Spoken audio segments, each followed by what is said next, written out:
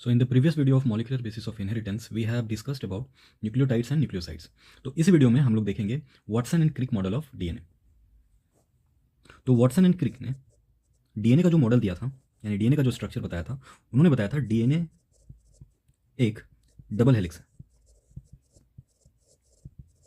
मतलब डीएनए में दो स्ट्रैंड है, DNA is double stranded. DS का मतलब डबल स्ट्रैंडेड। एक जनरल मिसकंसेप्शन है कि डीएनए जो होता है वो ऑलवेज डबल स्ट्रैंडेड होता है और आरएनए जो होता है हमेशा सिंगल स्ट्रैंडेड होता है। लेटर इन दिस लेक्चर हम लोग समझेंगे कि बहुत सारा ऐसा केस है या कुछ एक्सेप्शनल केस है सॉरी, जिसमें डीएनए जो होता है वो सिंगल स्ट्रैंडेड भी हो सकता है और आरएनए जो है वो डबल स्ट्रैंडेड भी हो सकता है। तो वाटसन एंड क्रिक मॉडल का कुछ पॉइंट्स हम लोग देखते हैं और उस पॉइंट से रिलेटेड फिर रिलेट करते हुए हम लोग डीएनए का एक कंप्लीट स्ट्रक्चर ड्रॉ करेंगे। तो सबसे पहला पॉइंट जो हम लोग ऑलरेडी डिस्कस कर चुके वो ये कि DNA is a double stranded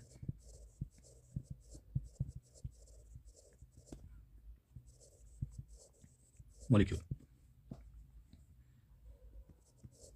and each strand of DNA is made up of chain of nucleotides।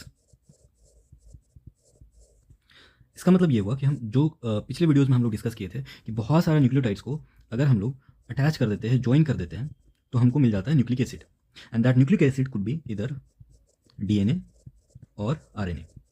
दो टाइप का हो सकता है जो जिसमें हम लोग बेसिक स्ट्रक्चरल डिफरेंस देखते हैं कि डीएनए और आरएनए में जो बेसिक स्ट्रक्चरल डिफरेंस ये था कि दोनों का शुगर अलग था। एक में डीऑक्सी राइबोज था जबकि दूसरे में राइबोज शुगर था। और दोनों में डिफरेंस क्या था, तो एक बार फिर से हम लोग उसको रिकैप कर लेते हैं कि ये जो फ्यूरेनोज रिंग है इसमें ये पहला कार्बन है, ये दूसरा कार्बन, तीसरा, ये फोर्थ और फोर्थ से अटैच था फिफ्थ। ये जो सेकंड कार्बन है इसमें राइबोज में आरएनए में यहाँ पे एक OH होता है, एक H होता है, थर्ड में भी एक OH H, फर्स्ट में H एंड OH, फोर्थ में एक H और फिफ्थ में CH2OH। तो ये राइबोज शुगर का कंप्लीट स्ट्रक्चर था। अगर हम लोग सेकेंड वाले कार्बन से ऑक्सीजन रिमूव करते तो ये बन जाएगा डीऑक्सी राइबोज।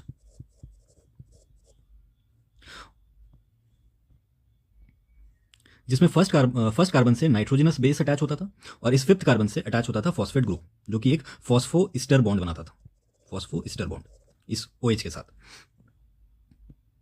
चलिए अब देखते हैं डिटेल स्ट्रक्चर डीएनए का। तो डिटेल स्ट्रक्चर देखने से पहले हमको पता है कि डीएनए जो है वो डबल स्ट्रैंडेड है। तो पहला स्ट्रैंड हम लोग एक स्ट्रैंड एक साइड का पहले बनाते हैं, उसके बाद उसके सामने दूसरा स्ट्रैंड बनाएंगे।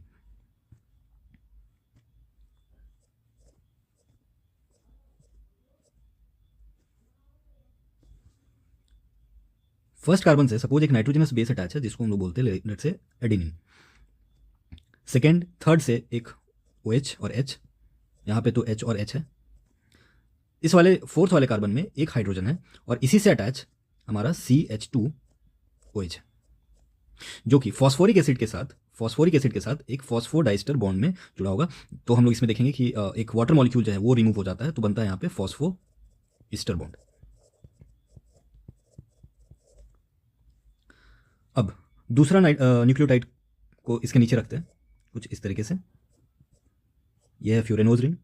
सपोज फर्स्ट कार्बन से इस बार साइटोसिन जुड़ा हुआ है, तो ये भी हम लोग को याद रखना है कि अगर एडेनिन है तो इसका 9th पोजीशन यहाँ पे जुड़ा होगा और अगर साइटोसिन रहा तो इसका फर्स्ट पोजीशन जुड़ा होगा, क्योंकि हम लोग देखिए प्यूरिन हमारे पास एडेनिन और गुआनिन है जबकि पायरीमिडीन मेरे पास साइटोसिन और थाइमिन है।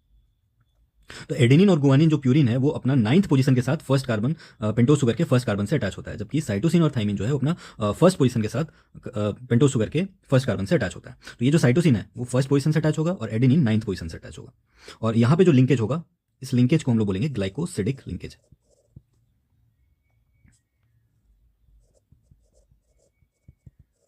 ग्लाइकोसिडिक बॉन्ड या linkage.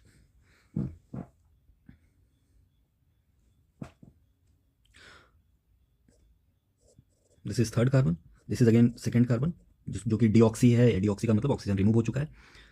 This is hydrogen and again this is fifth carbon with CH2 and here it is OH। इससे अटैच फॉस्फोरिक एसिड होगा। तो फॉस्फोरिक एसिड का स्ट्रक्चर अगर हम लोग ड्रॉ करें तो कुछ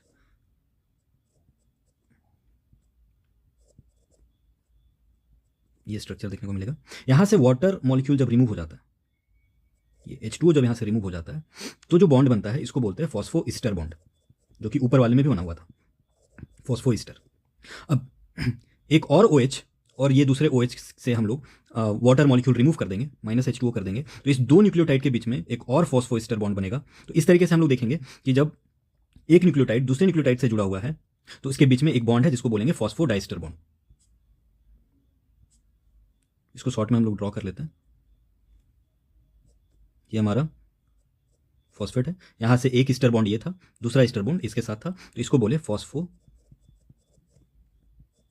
डाई ईस्टर बॉन्ड। तो ये हम लोगों को नोट करके रखना है कि इसको बहुत लोग कंफ्यूज करता है या क्लैरिटी नहीं होता है कि फॉस्फो ईस्टर बॉन्ड जो है, सिंगल ईस्टर बॉन्ड, ये with in the same nucleotide होता है, सेम न्यूक्लियोटाइड। लेकिन अगर फॉस्फोडाइस्टर बॉन्ड का बात करेंगे, क्योंकि दो ईस्टर बॉन्ड है, तो ये फॉस्फोडाइस्टर बॉन्ड दो न्यूक्लियोटाइड्स के बीच में होता है, दो न्यूक्लियोटाइड्स के बीच में।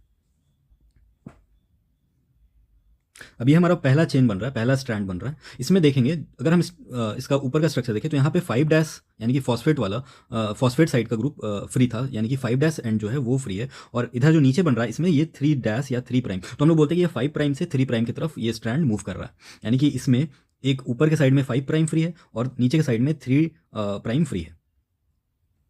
अगर इसी के बगल में हम लोग इसका दूसरा कॉम्प्लीमेंट्री स्ट्रैंड बनाए जो कि इसके एंटी पैरेलल जाएगा, क्योंकि हम लोग वाटसन एंड क्रिक का मॉडल में हम लोग देखे थे कि अगर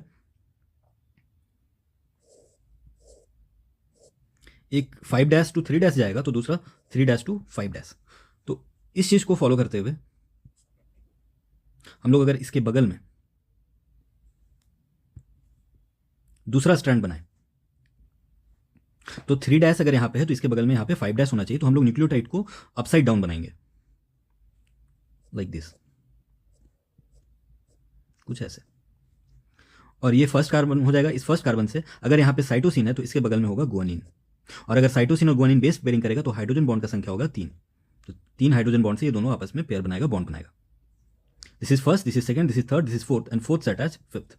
फिफ्थ जो है फिफ्थ कार्बन के साथ अटैच होगा फॉस्फेट ग्रुप यानी फॉस्फोरिक एसिड, और यहाँ पे जो बॉन्ड होगा that is phospho ester bond, क्योंकि सिंगल ईस्टर बॉन्ड बना है अभी।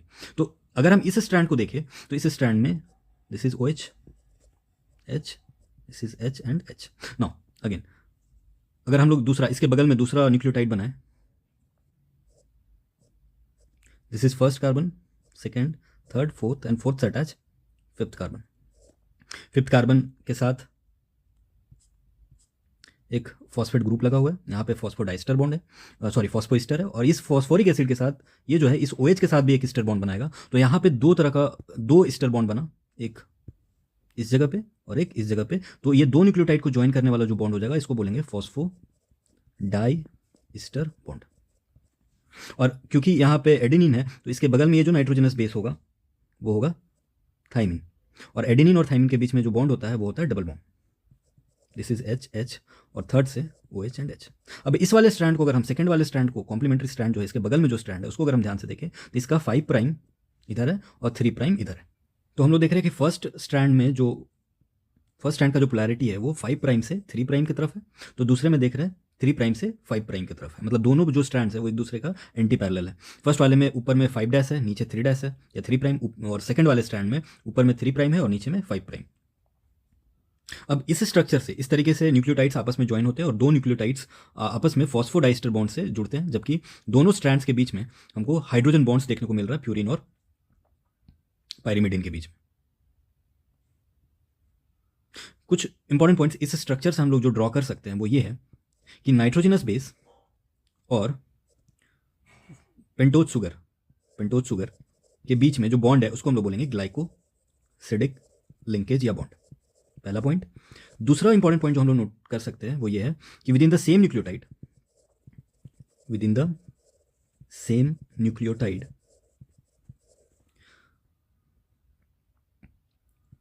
फॉस्फेट ग्रुप जो अटैच हो रहा है वो फॉस्फो ईस्टर बॉन्ड के साथ, जबकि दो न्यूक्लियोटाइड्स आपस में जब ज्वाइन करेगा तो दोनों के बीच में जो बॉन्ड बनेगा उसको बोलेंगे फॉस्फो डाई ईस्टर बॉन्ड, क्योंकि दो ईस्टर बॉन्ड बन रहा है। यहां भी हम लोग देख सकते हैं एक यहां पे बन रहा है और एक इसके साथ बन रहा है, तो इस तरीके से यहां जैसे एक यहां पे बन रहा था और एक यहां पे बन रहा था। अब वॉटसन एंड क्रिक ने कुछ और जो इंपॉर्टेंट पॉइंट्स बताए थे डीएनए डबल हेलिक्स के बारे में, उसको हम लोग समझते हैं। तो कुछ इस तरीके का ये स्ट्रक्चर था डीएनए डबल हेलिक्स का, और इसमें हम लोग देखते हैं, अच्छा एक और चीज़, जब इस वाले स्ट्रक्चर को कॉइल कर देंगे हम लोग, इसमें देख रहे हैं 2 स्ट्रैंड है हमारे पास, एक 5 प्राइम टू 3 प्राइम है, जबकि दूसरा 3 प्राइम से 5 प्राइम, और ये दोनों जो है वो एंटी पैरेलल है। तो ये भी एक इंपॉर्टेंट पॉइंट था कि जो स्ट्रैंड्स होते हैं डबल स्ट्रैंडेड स्ट्रक्चर में जो स्ट्रैंड्स होंगे वो एंटी पैरेलल होंगे।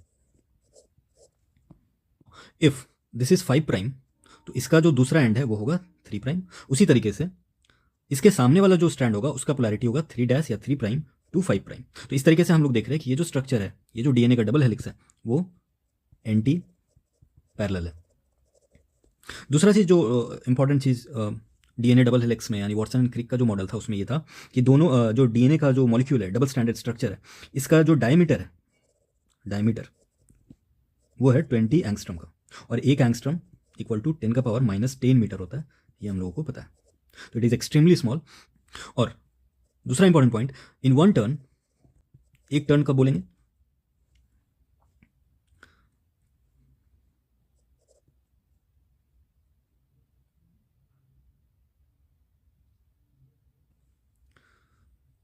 सो इन वन टर्न स्ट्रक्चर को अगर हम लोग देखें तो यहाँ पे ये जो ग्रुप दिख रहा है, ये बड़ा वाला ग्रुप दिख रहा है, इसको हम लोग मेजर ग्रुप बोल रहे हैं, जबकि ये जो ग्रुप दिख रहा है दिस इज माइनर ग्रुप, छोटा वाला ग्रुप हम लोग डिप्रेशन को भी बोलते हैं।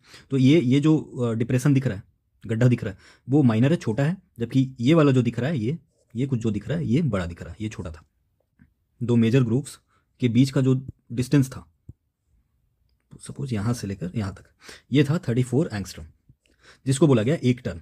तो एक टर्न में 34 एंगस्ट्रम का डिस्टेंस आता था, और एक टर्न में total, in one turn there are total 10 base pairs किसको बोलेंगे, सपोज यहाँ पे एडेनिन है, तो एडेनिन जो होगा वो थाइमिन के साथ डबल बॉन्डेड स्ट्रक्चर में होगा, जबकि अगर यहाँ पे सपोज साइटोसिन है तो साइटोसिन गुआनिन के साथ बेस पेयरिंग करेगा और इसके बीच में ट्रिपल हाइड्रोजन बॉन्ड होगा।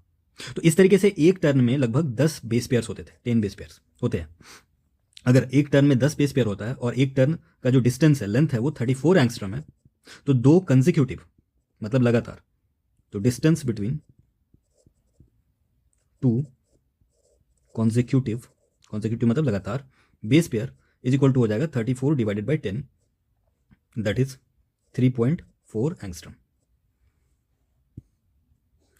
The next important point in the DNA double helix structure of Watson and Crick that, अच्छा इसका जो स्ट्रक्चर यानी इसका जो मॉडल था, इसको हम लोग बी टाइप ऑफ डीएनए बोलते हैं। आगे हम लोग देखेंगे डीएनए का टाइप, तो उसमें हम लोग देखेंगे डीएनए का 5 टाइप्स होता है, टोटल 5 टाइप्स। तो उसमें से बी टाइप ऑफ डीएनए जो है वो वॉटसन एंड क्रिक द्वारा दिया गया था। और इसमें जब हम लोग ऊपर से देखते हैं तो जो कॉइलिंग होता है क्लॉकवाइज, जिसको हम लोग राइट हैंडेड कॉइलिंग भी बोलते हैं।